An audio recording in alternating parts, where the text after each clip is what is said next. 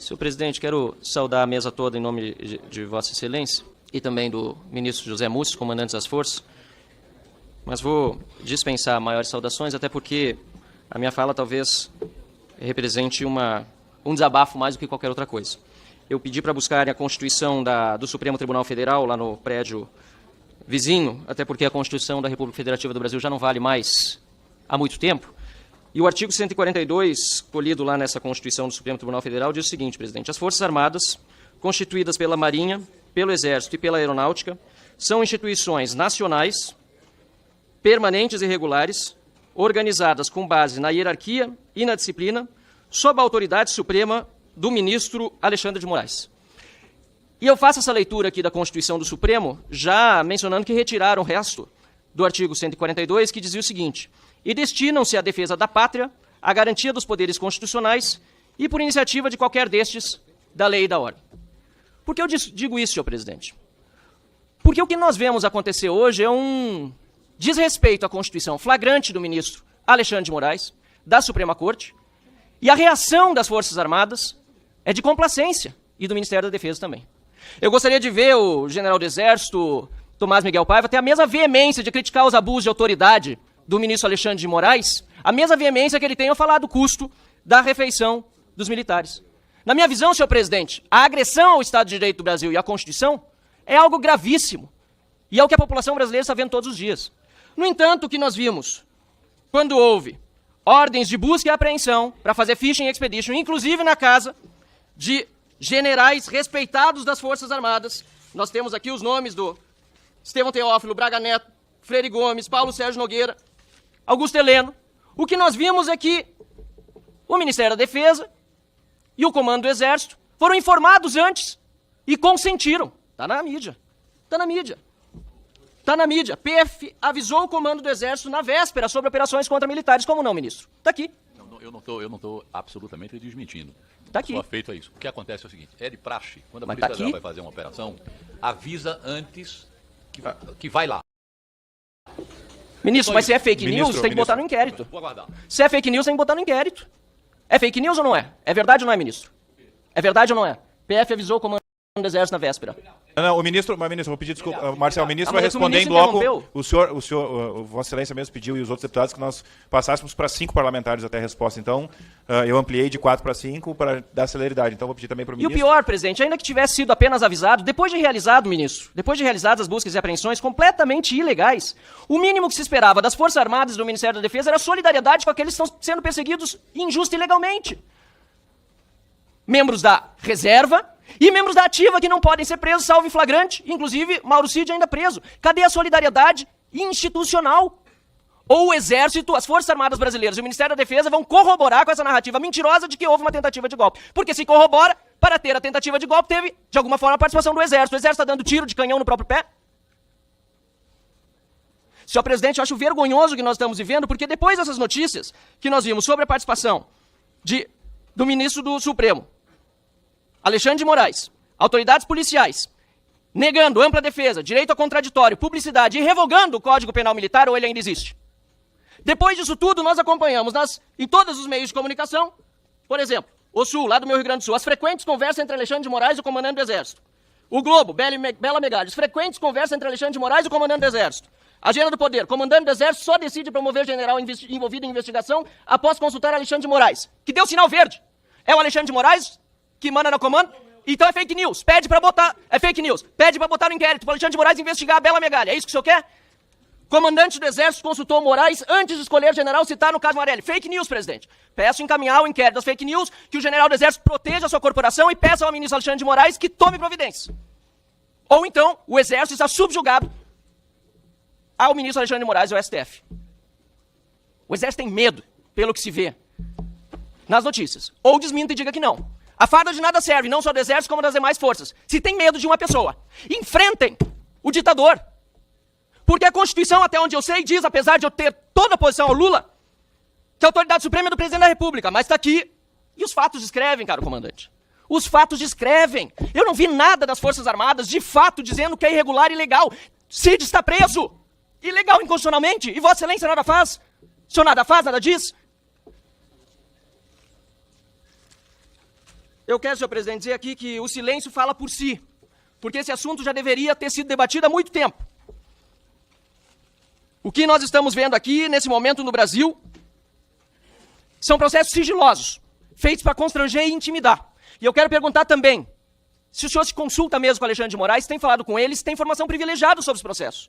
Porque eu mesmo tenho processo contra mim, sob sigilo, no Supremo Tribunal Federal, e só pude constituir advogado 6 meses depois, por uma suposta fake news absurda, a acusação do Supremo Tribunal Federal, e só por meio de jeitinho de advogado falando com a AB, depois eu consegui que meu advogado fosse habilitado. Mas se o senhor pode falar direto com o ministro Alexandre de Moraes, por que não pede providência? Ou está prevaricando diante dos crimes de abuso de autoridade cometidos por Alexandre de Moraes e pelo restante do Supremo Tribunal Federal?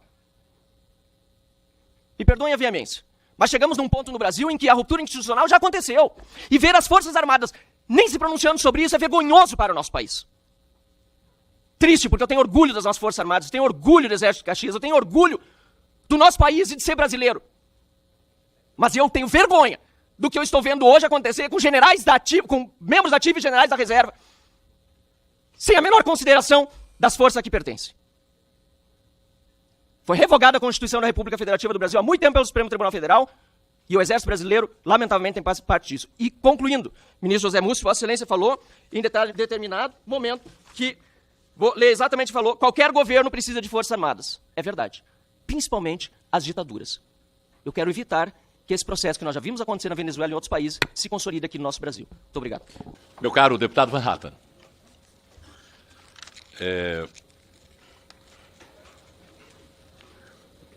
tem um filósofo que dizia que a gente é escravo do que fala e dono do que cala. Infelizmente, evidentemente que isso não é para você. Nós hoje somos vítimas das redes sociais. Eu sou de uma época que você dizia, deu no Globo, deu na Folha, deu no Estadão. Hoje dá no que o nosso grupo de WhatsApp manda e nós construímos as nossas verdades. Eu faço as verdades. O que me interessa é fato. O que não me interessa é fake. Cada um tem o seu jornal dentro da sua cabeça e defende aquilo que ele acredita, o que um amigo mandou.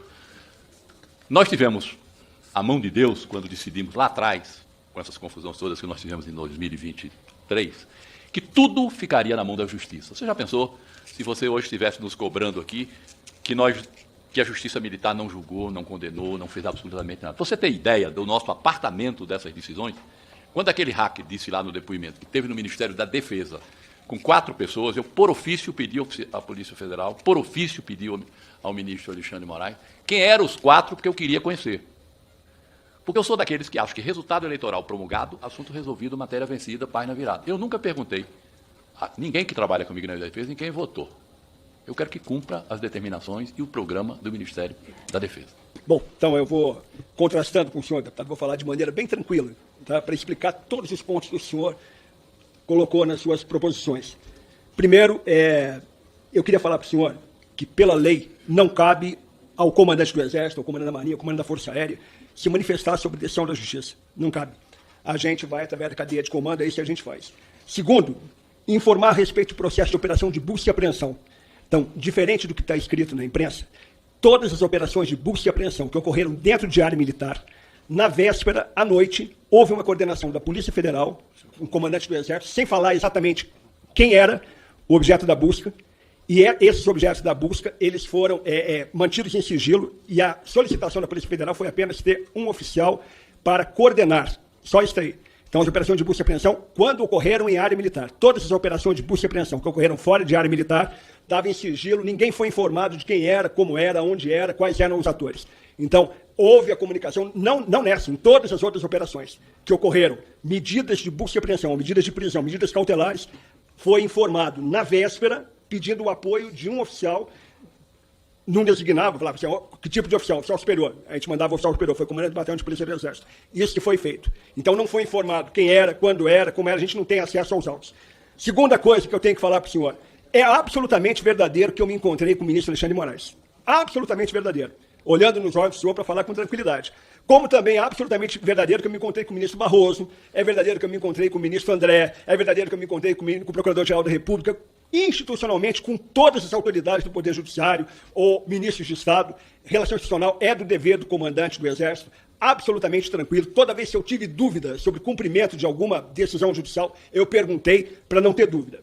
O senhor está equivocado quando o senhor fala no oficial do Exército só pode ser preso em flagrante delito. Não é verdade. Na história já ocorreram inúmeras vezes, só hoje, de prisões preventivas. São prisões preventivas. Tá? Em 2006, por exemplo, teve uma prisão preventiva, numa operação que foi feita, tá? Dentro de uma unidade militar, onde o comandante foi preso no local, na unidade militar. Tá? Foi uma operação de desvio de recursos. Tá? Então, isso pela Polícia Federal. Então, ordem de prisão preventiva é o tempo todo. Acontece, hoje eu tenho mais de 30 militares presos em prisão preventiva. E outra coisa que o senhor não sabe é que eu visito todos eles. Sou comandante, eu visito todos eles. Né? Então, a questão é absolutamente falsa que eu consultei o ministro Alexandre de Moraes para nomear o oficial do Exército para qualquer posto. É absolutamente falso. O oficial estava nomeado no dia 28 de fevereiro de 2024. Faltava a chancela do presidente. Quando apareceu o nome dele na investigação, eu consultei para saber se tinha alguma coisa contra ele, porque eu ia assinar o documento com o presidente da República. O presidente da República, muito em consideração às forças, resolveu manter a indicação do general, que é o general Richard. Não, consultei o ministro para saber qual era o andamento do processo, porque o ministro era o relator do processo. O ministro... Senhor presidente, questão de ordem. Eu vou pedir o seguinte, nós vamos... Só um minutinho. Da relatoria dele... E ele foi consultado, como em todos os outros processos que ele tem. Porque, por exemplo, a gente tem que ler todo o texto da ordem judicial para entender, para ver o que vai fazer. Então, eu fiquei absolutamente tranquilo. Quem determina qualquer ordem, qualquer coisa, é o presidente da República. Com relação à movimentação do oficial-general. Não era nem promoção. Está errado falar promoção, porque não foi promovido, ele foi movimentado. Está errado o texto. Ele foi movimentado. Foi uma movimentação normal. A partir do momento que vaga, o oficial vai para a reserva, o outro é movimentado. Tá? Então, eu falei, não é papel das Forças Armadas se pronunciar sobre o processo na Justiça. O senhor tem esse papel, o senhor é parlamentar, o senhor pode se pronunciar sobre o processo na Justiça, falar o que o senhor acha, o senhor tem liberdade para falar isso daí. E, finalmente, a gente tem vergonhas diferentes. Né? A gente tem vergonhas diferentes. A minha vergonha, por exemplo, é alguém que não cumpre a ética militar. E eu estou aqui de cara lavada para falar para o senhor que a ética militar, eu nunca falei uma mentira para a minha tropa, para os meus soldados, para o meu pessoal, nunca falei. Nunca mudei de opinião. Sempre falei desde antes. Falei o que eu achava, da maneira como eu achava correto, olhando nos olhos. Eu teria vergonha de não defender um subordinado meu. Aqui agora foi ofendido um subordinado meu, que é o general Dutra. Parece que o general Dutra não tinha comandante. Parece que ele não cumpria ordens. Né? Ele é o responsável. O general Dutra é um grande oficial. Agora ele tem comandante. Então eu defendo ele, porque ele é um grande oficial que cumpria a ordem. Cumpria a ordem. Ele evitou que fosse derramado sangue naquele dia, naquela noite. Isso que aconteceu. Mas falou aqui do general Dutra. Eu teria vergonha de não defender meu general. Eu tenho vergonha de, buscando popularidade, não cumprir lei. Isso eu tenho vergonha. De não cumprir decisão, isso eu tenho vergonha. Então você pode ficar tranquilo que, mesmo que seja impopular, mesmo que não seja o que o pessoal acha que deve ser feito, a gente vai fazer o que a gente acha que é o correto, o certo pelo certo. E eu tenho tranquilidade de olhar para a minha tropa nos olhos e achar que eu estou fazendo isso o tempo todo. Então, é isso que eu queria falar para o senhor. Obrigado, senhor presidente. Se minha primeira intervenção foi um desabafo bastante veemente, essa segunda é de tristeza, porque eu vi, na verdade, tanto o ministro como o comandante corroborando com a fala inicial que fiz, confirmando o que justamente eu havia dito. As matérias da imprensa traziam que houve informação dada. Eu não passei disso, eu mostrei as manchetes. Se há incoerências no texto, podem ser acusadas, mas aquilo que foi dito pela imprensa foi confirmado, assim como o próprio comandante Tomás, da mesma forma, disse que se consultou sim com o ministro Alexandre de Moraes. E aí eu me pergunto, qual é a função hoje do STF, do Supremo Tribunal Federal, se é virar fonte de consulta de comandante do Exército? O comandante do Exército, no máximo, vai se consultar com a Justiça Militar. Conversa institucional, que negócio é esse? O juiz fala nos autos.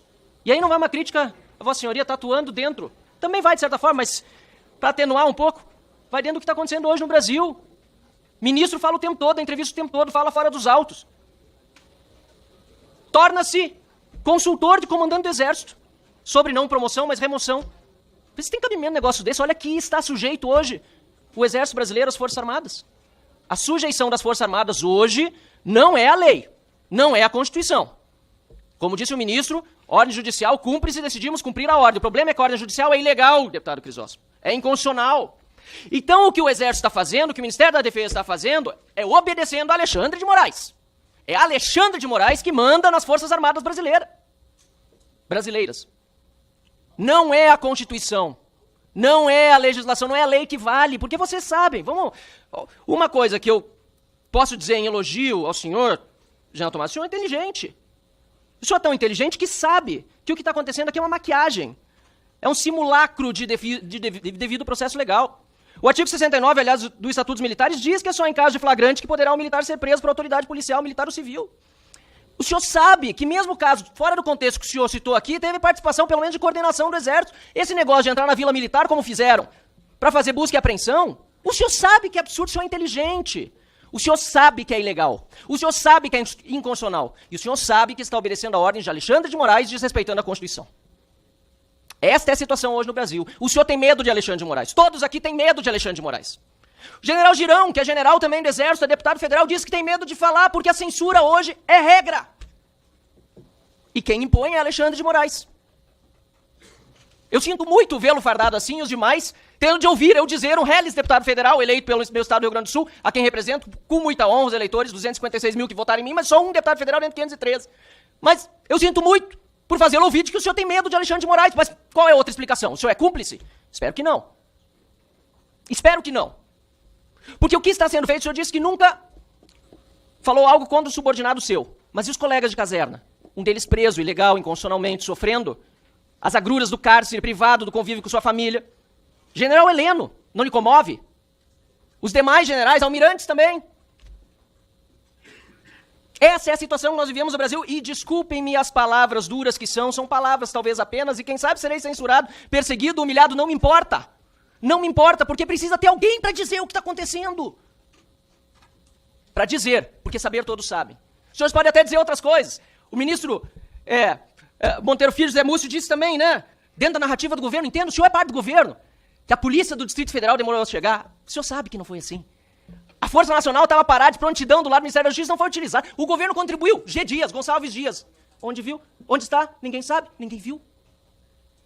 Mas foi a polícia do Distrito Federal que demorou a chegar. Claro, é isso que é para ir para os livros da história. Tomara que no próximo mandato, tomara que se encerre esse com o impeachment do Lula e o senhor seja ministro de novo e possa tratar de outra narrativa, mas uma que seja verdadeira. Não essa que o PT está espalhando, não essa do golpe. Eu entendo o seu papel, mas eu sei que o senhor entende o meu também, de oposição. E de buscar deixar bem claro aqui as perguntas que eu fiz e que não foram exatamente respondidas. Porque eu perguntei se o Código Penal Militar ainda existe. Porque para esses militares, inclusive os da ativa, não está valendo. Eu perguntei sobre a reação às ordens da justiça que eram ilegais. O senhor disse, não, cumpra-se da justiça, mas são ilegais, são inconstitucionais. O Exército, as Forças Armadas, o Ministério da Defesa, nada vai dizer quando uma ordem é ilegal, quando é inconstitucional. Não vai se pronunciar, é isso. Não obstante ilegais, não obstante sendo ordens de um ministro da Suprema Corte, que não é o presidente da República, fazendo o Exército cumpri-las a desagrado da Constituição, o Exército não vai se pronunciar. E se o problema é Senado, por exemplo, tem assessor parlamentar que chega, tem presidente do Senado, tem membro do Senado para lá conversar para fazer isso, o impeachment de um ministro, ou pelo menos a contenção da corte acontecer por meio daquele parlamento, daquele lado de lá. Mas me parece, e até gostaria de saber se existe algo nesse sentido, mas me parece que não há nenhum esforço para que essa ditadura não se consolide no Brasil com apoio obsequioso das nossas Forças Armadas. A terceira pergunta, se o senhor se consulta com o Alexandre de Moraes, o senhor respondeu afirmativamente, não precisa mais responder, e ficou muito claro, infelizmente, que isso acontece. E a quarta é se as Forças Armadas entendem que há uma prevaricação diante dos abusos de autoridade cometidos pelo Alexandre de Moraes. Essa hoje é a situação no nosso país. Isso é inteligente, o senhor sabe disso. O senhor pode me responder outras coisas, pode tergiversar, sair por aqui, sair por ali. Mas essa é a situação hoje no nosso Brasil. As Forças Armadas são subjugadas, subordinadas, não ao ministro civil, nem ao presidente da República, muito menos. É um senhor chamado Alexandre de Moraes, ditador da República, que já não é bem mais uma República Federativa do Brasil.